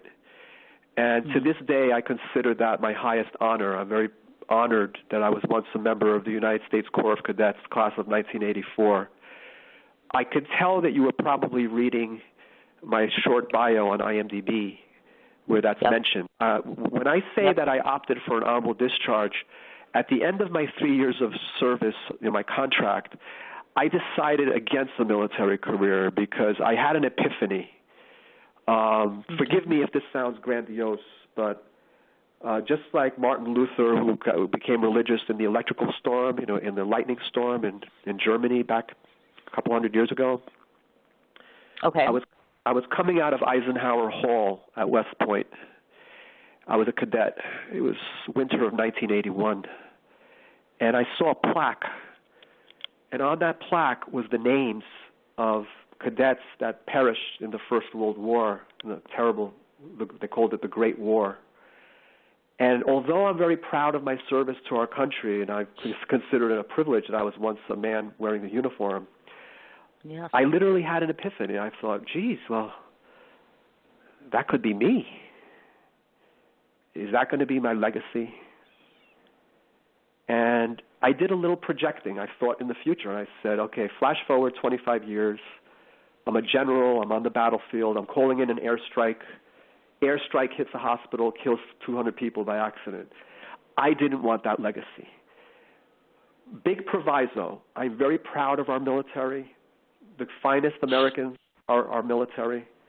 But I took a different path. I left West Point. I took my honorable discharge. I proudly have it on my wall. But what I would say to my fellow Americans right now, especially those that have children in the military, and even just us civilians here in New York, L.A., and Chicago, or Palookaville, whatever, we're going to be fine. We're going to be fine. But I am terrified a little bit because, without going into great detail, this individual has made some really shockingly scary statements about the use of nuclear weapons. Correct. And wanting to proliferate nuclear weapons in the Pacific Rim in Asia. And I believe that it's highly irresponsible. And I was listening to Deepak Chopra, who's one of my favorites, and he was saying that our new president-elect has an overly active sacral chakra because the sacral chakra is associated with primal urges. In other words, not the brain, not the heart, but the sacral chakra, which is down near the pelvis. So I'll be very blunt. He basically said that he thinks with his dick. That was well put, Kelly. We get it. He thinks with his dick, which is what most men do, but he takes it to the nth degree. Right. So now that I'm going to get audited by the IRS, I'm so sorry. No, and the reason that I brought that up is because obviously, of course, one of the things that I was very public about saying is the fact that I find it hard to believe that when you have a country that even if you give the appearance of being a divided nation for whatever reason and your enemies sense this or feel this or whatever, it makes us extremely vulnerable. And so, of course, obviously now we have, or in essence will have, voted in someone who has zero political, meaning military background, legal experience, etc. And that can be scary, you know what I mean, especially when we're walking in and there we're not people united over him. I read an article in one of these online magazines. It was a reputable one, actually. It was not like an unknown entity, because there's a lot of garbage on the internet. You got to be very, very careful. Right. Oh, I know. And this is very disturbing. I don't know if this is probably going to upset your audience, but that there are some generals that have clandestinely stated that if they received a nuclear trigger order, that they will not do it. But if I can put your audience, I always like to end on a positive note at the end of a question, because I don't want to frighten your audience. Sure. I can guarantee you that both Russia and China, I'm not afraid of Russia and China. Right. Because they're not stupid. I mean, China, we're their biggest customer. So do they want to nuke us? Russia understands that if the United States economy collapsed, the Russian economy, which is collapsing as we speak, because they're very marginalized. Right. I'm a voracious reader. I read a lot of business magazines. The former Soviet Union, which is now Russia, is not doing well. I mean, a few people are doing well at the very, very upper crust, but people are struggling there. And I'm really not afraid of what I'm afraid of is either a non-national player. They call them non-national players, like a dirty bomb or a terrorist, or maybe, during the debates. I mean, this is public information. I'm not saying anything that's not truthful. During the debates, he mocked that the battleships that we have in the Strait of Hormuz over there in the Middle East, near Africa, near Iran, pardon me, that these little speedboats that the Iranians have, that they were buzzing by the battleships, and he says, I would blow them out of the water. Really? Really? You're going to fire at these and start an international incident? Are you serious? So, I'm with you. These are frightening facts. It's huge, and I do think that I could literally plan 2, 3, 4, 5 different shows around this. I mean, it's just, I've said, and I'll maintain what I said before, which is this: people do not lose hope just because of the fact that yesterday's election meant this or that. Don't lose hope or faith, or stop believing that you are not entitled to certain rights because someone said so, or stop thinking that you're not entitled to something. It just makes me sad, to be honest with you. So I'm glad there's wine today. It's a nice buffer. It's like a little numbness till it gets over. I know that's a bad excuse, but okay. And you are, okay, so now we're going to talk a few more personal things about you before I get to the whole painter/violinist/theater part of you. Obviously, of course, you touched on your father, so I don't want to forget to talk about two main things. First of all, because I know that it's an ongoing battle, and bless her little heart, she was just in the hospital not so long ago, your mom. So we want to do a status check because we care on this show. A lot of us do, a lot of us that are listening. So give us the current update. How's Mom faring these days? How are we doing? And moreover, how is Kelly the person doing? Thank you so much. Very kind. My mom is a lot better. She had a little problem with her tummy, and I raced back to the apartment this evening to make the 5 o'clock appointment with you. I just made it. Oh, God, I'm sorry. If I'd have known that, I would have pushed it back. No, that's fine. She's much better. I am much better. My sister is helping me take care of my mom at her own house. They're living in this is the same house I grew up in. Oh, nice.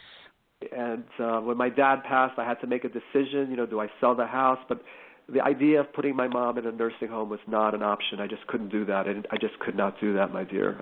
I love my mom very much.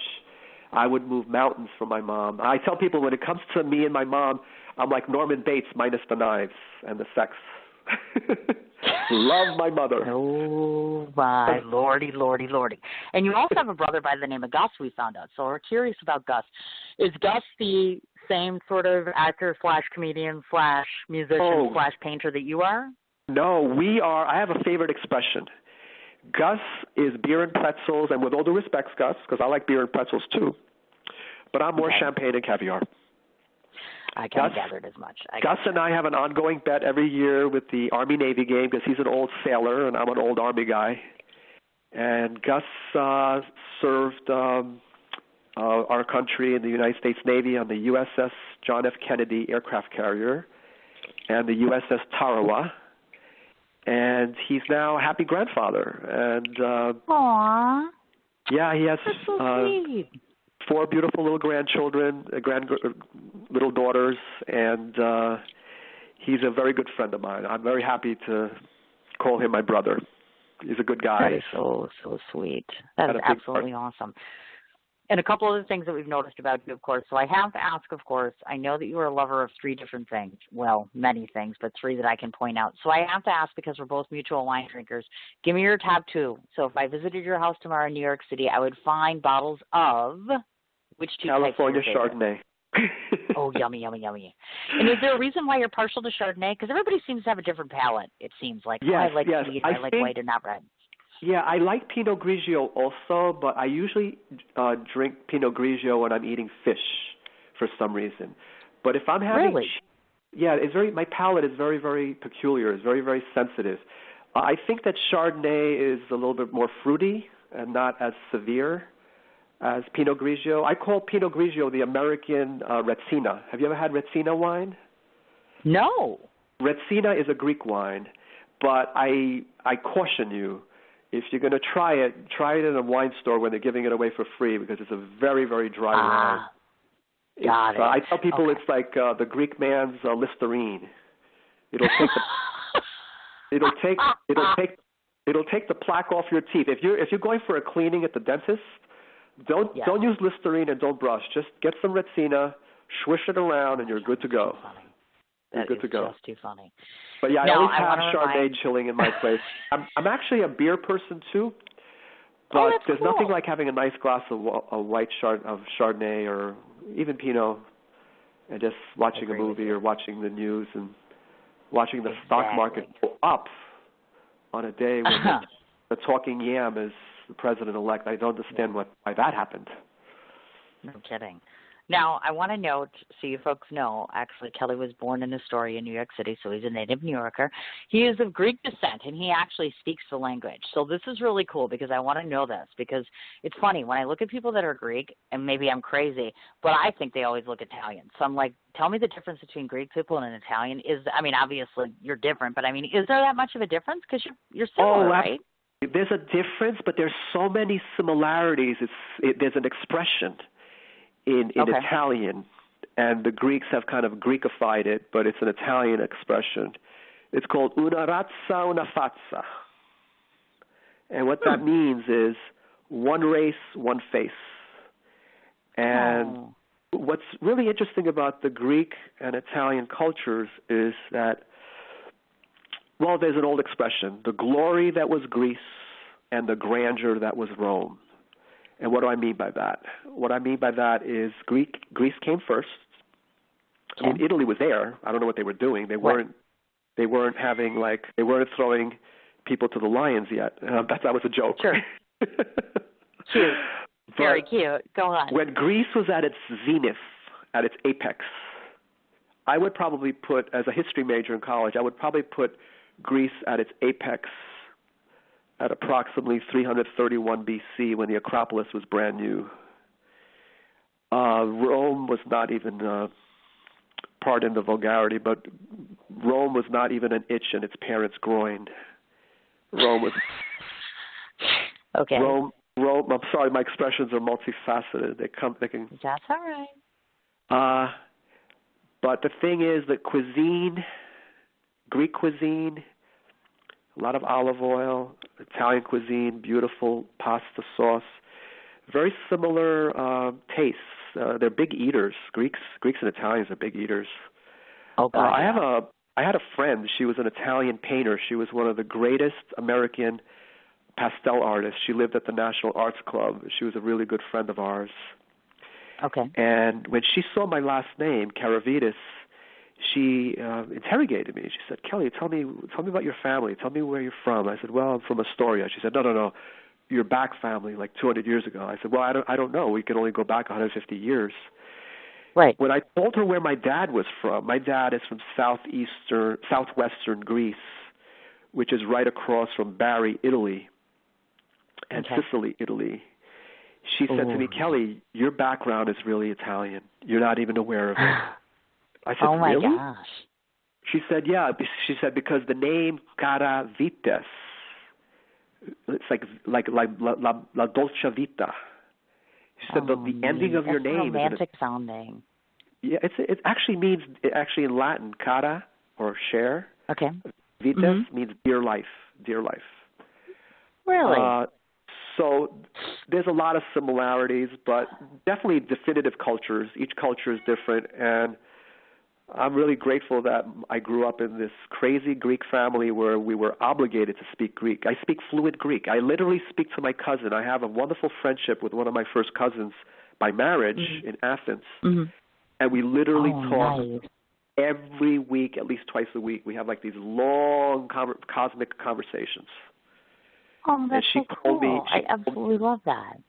She called me the day before the election, and she said, Kelly, I want to ask you, because I know how sensitive you are. Do you have enough Xanax in the apartment? Talk about a little survival kit right there. I have plenty of Xanax, but I try to stay away from that stuff. I only take it on a need basis. And believe me, I popped my first one last night at around 11 p.m. when the disaster struck. Right. It was just madness and crazy. No, I totally know what you're talking about. Definitely. Now, I want to switch gears because I think this is a very important component because there's a really cute story or did you tell the story about how you got into stand-up comedy? Because obviously, of course, Kelly does stand-up comedy. I love that story. Do you mind if I tell you again? Well, actually, yes. I want to make sure that I notate, too. You also tell them the story about that and then talk to us about how you ended up participating in the Cause to Laugh because I thought that was really neat. Oh, thank you. That was a great night. Oh, my goodness. That was probably my greatest set. I mean, actually, it was my longest set because I still consider myself in development. I mean, I'm in open mic purgatory, but I have high hopes. Okay. In 1997, I was working in in financial services in Midtown, and it was a glorious, beautiful summer day, and I was meeting some friends on 8th Avenue at this really dive bar. I think it's still there. It's called Smith's. It's still there. It's like on 45th and 8th. And as I was walking there, I had to go pee. And I stopped by this restaurant, which is long gone. It was called Hamburger Harry's. And I went in. I used the bathroom. And on the way out, this cute lady with a baseball cap stopped me. She said, "You want to be next?" I looked at her. I said, "Excuse me." There was a ramshackle stage, and there was a microphone, and there was a light. I said, "What is this? Is this like a 12-step program? What is this?" She said, "No, silly. This is open mic. This is comedy. You look funny. Get up there." I said, "I don't have any material." She said, "Just start talking about your family." Well, I killed. I didn't know I had it in me. And I've been in love ever since. And fast forward a few years later, actually several years later, what am I saying? 9 years later, I met this wonderful guy named Jimmy Q. He's a comedian here in New York, through one of my actor friends. And he was doing a benefit. It was a cancer benefit. And he said, "Kelly, I could give you up to 20 minutes. I said, "What? 20 minutes? I've only done 10. Well, I am very happy to tell you, and this is on my website. The quality of the video is not that good, but the audio, you can hear my jokes. I could do no wrong. It's kind of like that thing that Trump said, I could stand in the middle of Fifth Avenue and shoot someone, and my poll numbers would go up. I absolutely I'm going to be quoting him forever now. I'm getting audited. Oh, my God, I'm getting audited. I'm saying all these things against... stop. No, I'm kidding. I'm kidding. That's just But that's the story of the Cause to Laugh. Yeah, my good friend Kathleen Boddington, who was a tremendous actor friend of mine. She's a really she's a Canadian gal. I love my Canadians. Aw. I put a plug in there for you, Kathleen. Did you hear that? That is absolutely awesome. Now, if people happen to be in New York City, do you have a standing gig? Like, you know how some people are like, oh, I love to do stand-up comedy. So do you do it on the whim that you have time and you do it, or do you have something that's more formalized where people can come out and actually watch you? I have an open mic that I've been going to, I don't want to say regularly because I've been having a lot of, my mom has not been well, but I'm trying to go regularly. As a matter of fact, it's happening right now, but next Wednesday I hope to go there. And it's a wonderful open mic by Lisa Harmon at the Phoenix Bar down in the East Village on 13th off of Avenue A. Oh, nice. Every Wednesday night. It's best to RSVP ahead of time. Okay. But it's a great place to go and do 7 or 8 minutes and work out some material and kind of like work out the kinks. And I tell people I'm a very big believer in what Woody Allen said. Woody Allen said that 90% of life is showing up. And as performers, if we stay in that comfort zone and don't expose ourselves to being on that stage and being in front of the light, you're never going to get anywhere. As a matter of fact, the last time I was there, I did something really peculiar. I usually prepare somewhat, but it was about 6:25 p.m. I was just going to put on World News Tonight with David Muir because I have a big crush on David Muir. He's a great guy. And I said, I feel really funny. And when I say funny, I mean I feel like really like comical. I want to just do some stand-up. Put my jacket on. I jumped on the 2nd Avenue Select bus, which is like a really big, super fast, it's a super fast express bus. And 15 minutes later, I'm in the East Village. I go into the room. I mime to her. I said, can I go on? She put me up next. And I totally killed. And then she said to me, she said, what did you do different this time? And I said, I wrote the set on the bus, and I didn't prepare. She said, Kelly, you're an improv comic. You're an improv comic. That's so cool. I don't do well with preparation. If I shoot from the hip, really? I have a healthcare aide. She's from Jamaica, from the beautiful island of Jamaica. She takes care of my mother. I hired her. Right. And she said, Kelly, anytime you come over here, you have to tell me in advance because I'm ready to bust a gut. You're just too funny. See, and I love that, too, because I've always thought about that. I'm like, I wonder if I would do well, because people say that I'm funny, but I'm like, you know, if I had to stand and entertain people, I'd be like, oh, my God, I'd be so bad at this. This would totally suck. So kudos to you as far as that goes. And the other personal point that I want to touch on, because I think that all of this really combines and puts together one nice little Kelly, as I call it, which is, talk to me, there's two different sides here. There's the violinist side and there's a painter side. On the painter side, I just have to say this much. OMG on the Van Gogh, love, love, love, love, love. That's all I'm going to say on that one. Love it. Thank you. I'm especially partial to Van Gogh, which leads us to the very important question. Everyone that comes on this show in the last year has questioned, and I know that you're going to give me the answer, Kelly. I know you're going to say, yes, Cindy, I'm going to make this happen for you. You're going to do it in like 30 seconds, so please don't let me down. Most important question. Okay. So on my show, just like I'm sure as an actor, you've got those top 5 people you've always want to work with. Well, there are these top 5 people in my universe that I want to interview, like my top 5 interviews of all time, besides Kelly, of course. Like I just live and die to interview. Well, there's this actor. So, you know, I've been trying now for almost 18 months to get an interview with this guy. And I just know you're going to say, you know what, Cindy, I got his cell phone number. I'm going to hook you up. It's going to happen. Okay, so here we go. The reason in part, and I do love Van Gogh to begin with because it really is an absolutely beautiful painting, but this particular actor actually was hoping that someone would make a screenplay of Van Gogh and he'd like to play him. And that said actor, on my number 5, my top 5, would be Michael Madsen. So I just know you're going to say he's like my BFF, Cindy. I'm going to hook you up. Oh, I wish. I'm so... Oh, he's going to say no. Why do they always say no, no, no? Wish I knew him. If I knew him, I would give you even his social security number. Oh, my God.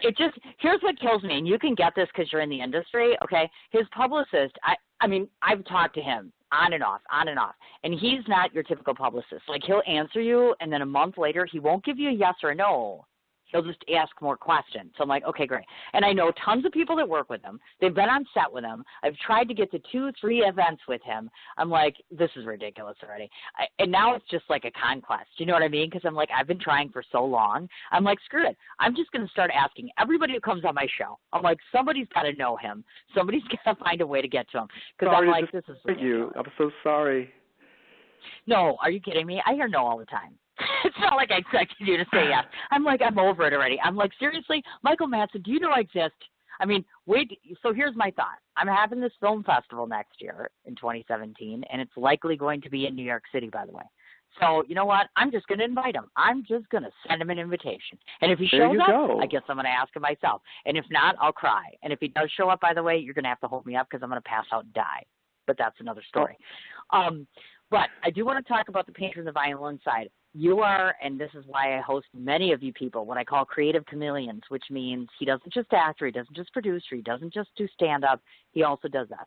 So talk to me a little bit about, A, do you still have time to either play and paint, because clearly you do, and tell me how that creative outlet, does doing things like that enhance your acting ability, or does it more greatly enhance some of your other skills? They both go hand in hand. Everything complements everything. The best way I could describe it to you is when you're a creative, you live in two worlds. You live in your mind, and you look through your eyes to the external world.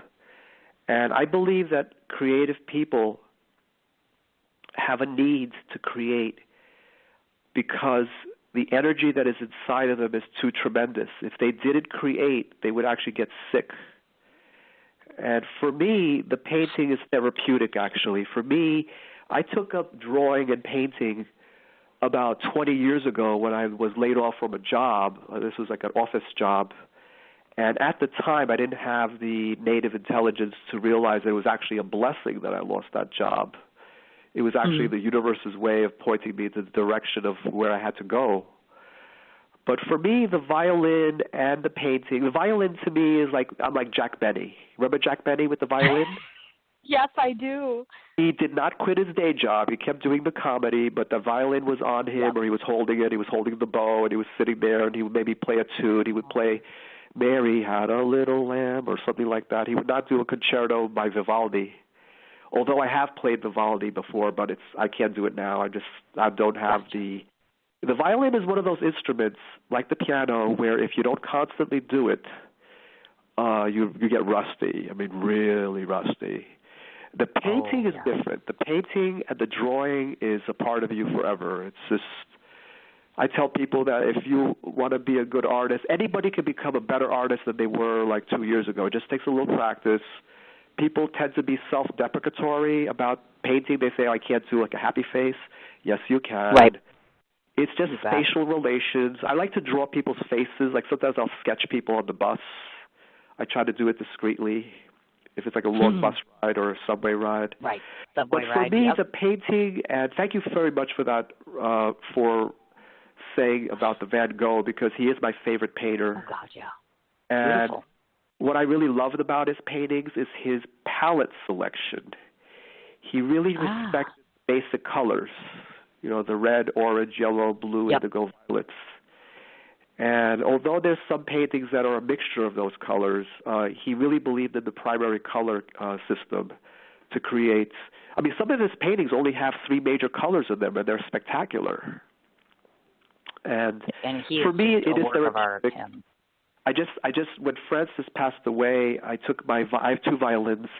I took my violin and I bought new strings, and I went to see my teacher, and he restrung my violin. But sadly, over the last couple of months, my mother has been ill, and I've been tending to her. But I'm looking at my violin right now. I will be playing my violin. I'll be playing some Mozart. Oh, nice. Very, very nice. Now, we are finally down to our last 10 minutes. We have to do 3 quick business things because, oh, my gosh. I can't even believe that. Can you believe we've been on here almost 2 hours? Doesn't it go like yesterday's news? I flies when you're having fun. Seriously. Amen to that one. So I'm going to run through this. We don't want to forget to mention this. I'm going to read off all the ways that everybody can find you and, of course, how they can find Mommy's Box because we're all about that shameless promotion. So the Mommy's Box side of things, website is mommy'sboxmovie.com. They have an IMDb profile, and they also have a Facebook page as well. Director, again, Donnie Greenlaw. Huge array of talent, including Gina Scarda, Bill Servino, Joey D'Onofrio, obviously we mentioned, Jennifer Caprio, Apollo and his music. I can't remember everybody. I'm so sorry. On Kelly's side of the fence, Kelly, pronounce your last name. It's Karavites. I don't want to get it wrong. Perfect. Is that right? Cool. Perfect. He has an IMDb page. He has a Facebook personal page, and I want to spell that last name for you. It's Karavites. The website is karavites.com, same spelling. He can also be found on YouTube and Vimeo. Did I miss any place? Because I don't think you're on Twitter or Instagram, correct? I am on Twitter. My handle is kind of weird. It's not Kelly Karavites. My Twitter handle is @KellyActor, and Kelly is KELLY actor, no spaces. All lowercase, @KellyActor. Great. Now, the last thing that I want to mention before I do the wrap-up, and the last thing I get to do is tell you what I think of you, but I don't want to forget to throw this in. 2 upcoming things for you, the interview and Homesick. Can you talk about either, anything on the horizon, anything out yet in terms of either one of those, or is that still a work in progress? Which one? The interview or Homesick. Those are your 2 upcoming ones, right? Or are they done? Those projects right now are still filming. I haven't had contact with the director in some time. I will say about Homesick that it was the first time that I was required to give a thermonuclear kiss to a woman, and it was the most scary. I was terrified. Not because I don't like women. I adore women. But she's a very famous actress from France. Her name is Roxanne Mesquillard. Okay. And it was a very funny scene, and I just can't wait to see it. I hope they finish that film soon. I think the film is actually. Me too. Yeah, and the other one is definitely. I don't know what's going on with it. It's still filming. No, that's okay. That's perfectly fine. So now we've circled around. Yes. I was going to say on my contact, I want to invite friends of the show to visit me on my website. I have, especially if you're a director looking for a very dedicated actor. Yes. Or you want to book a comic at an event, it's Karavites, KARAVITES.com. And I have a guest page. You could sign my guest book, and that's my last plug. Awesome. Now, before I forget, we have to talk, well, I have to say to you what I think of you. And the reason I always spend the last couple of minutes doing that is because some of the folks that are listening in have never had a privilege to meet you before, have never heard about Kelly until you came onto my show today. And so I speak full well about you from a professional level and a personal standpoint, and hopefully with any luck at all, if I've done my job right these last 2 hours, they've learned about you personally, professionally, and they'll gravitate to you, and they'll be inspired or they'll learn a little something. So these are my impressions of Kelly. The very first time that I saw Kelly was on a Facebook page, and he probably doesn't know this. He was attending some sort of premiere or some sort of event relative to Mommy's Box, and I'm thinking to myself, and this is literal, I'm like, who the hell is this guy? I'm like, I thought I knew everybody associated with Mommy's Box. All of a sudden, he starts popping up at all these different places, and this is the first couple things I noticed about him. When he walks into a room, he has a very, very pleasant demeanor about him. He's very charming. He's very old school classic is what I would call it. He walks in, he's properly dressed, he has a wonderful attitude, he has a charming smile, and a very cavalier attitude. That is not to say that he's not professional. That's not to say that he's not endearing. It's to say that he knows himself. He has a confidence about himself. So when he walks into a room, he gravitates attention. I look at all these various pictures of him, and I say to myself, it's not surprising that the acting community embraces him. It doesn't surprise me at all that you have a passion for producing as well as acting and being the funny man, because you get lots of attention whenever you walk into a room. And it's not because you're an attention-seeking, gravitating Hollywood actor, so to speak. It's because you're genuine, because you gravitate from your heart, because you have depth, meaning, and substance, and soulfulness is what I call it. Every time I read one of his posts, I am the first one to tell you that you can feel the love, you can feel the sadness, you can feel the depth, and you can feel the passion and purpose that he projects with every post, with every word. His performances, and I'm here to tell you because he's not a seasoned actor, and I don't say that to insult him. I say that because he's well on his way. For a man who has had relatively limited experiences in certain arenas, he can pull off a multitude of different depths and characters and make you believe that he is 100% top-notch on game all the time, because he is. He never says anything he doesn't mean. He never offends somebody, and he never goes out of his way to not make sure that one of his friends or one of his foes is even addressed or spoken to in a manner that's very respectfully and very reverently. One of the main reasons I wanted to host you is because of the fact that I just like you so much. I love all the people that come onto my show, but I find extraordinary about you is that you are just 100% lovely as a person and even lovelier as a professional. You stand for something, and you are our up-and-coming generation. Even in your 50s, you are what we're going to look for. And I'm so blessed that you came on my show. I'm so happy that you're going to be one of my judges. And I know one or two people that might be interested in working with you. But we'll talk about that after air, because I'm going to die. You're sick. I'm sick. I'm wind down. We talked for 2 hours. But I would be completely elated, because I'm coming to New York soon, and if you could squeeze me into your calendar, I'd love to see you. I'd love to see Kelly face to face. Well, can I just thank you? Sure. I want to you do whatever you like, doll. I want to say that I feel extremely gratified to hear these words, because my brand as Stella Adler once said, the great acting teacher, that we are human beings first and actors second. And when she said that, she wasn't denigrating the profession. What she was basically saying is the importance of having a foundation as a good human being. So I guess what I'm trying to say is thank you very much for those very kind words. For me, it's very important that my reputation as a person, as a human being, is first and foremost. And if I can do some great acting while I'm a human being, then that's a win-win. And I just can't thank you enough for those kind words. And you pretty much know me more than you know.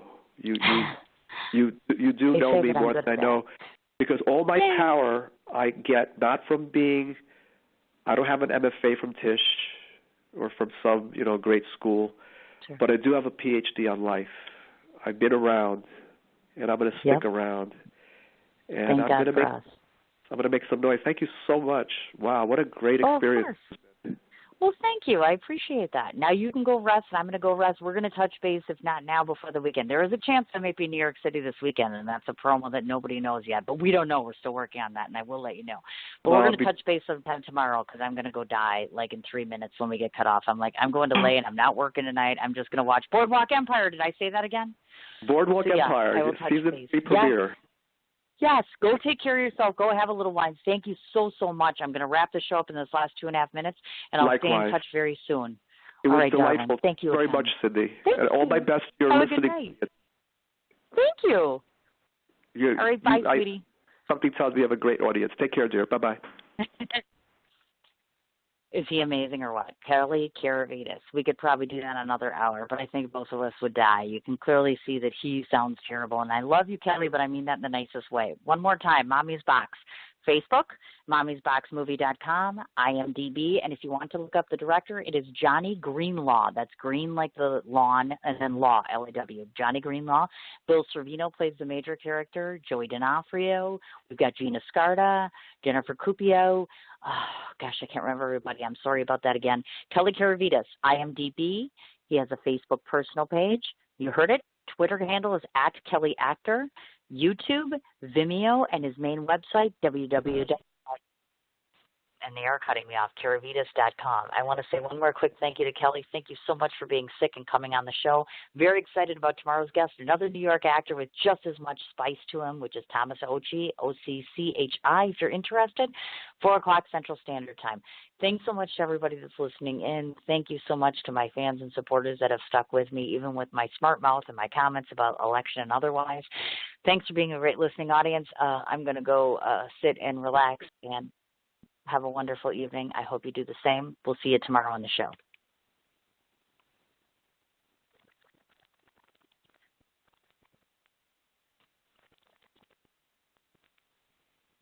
What you doing? Ran out of space on my phone, so I'm deleting some stuff. Bye, singing dog.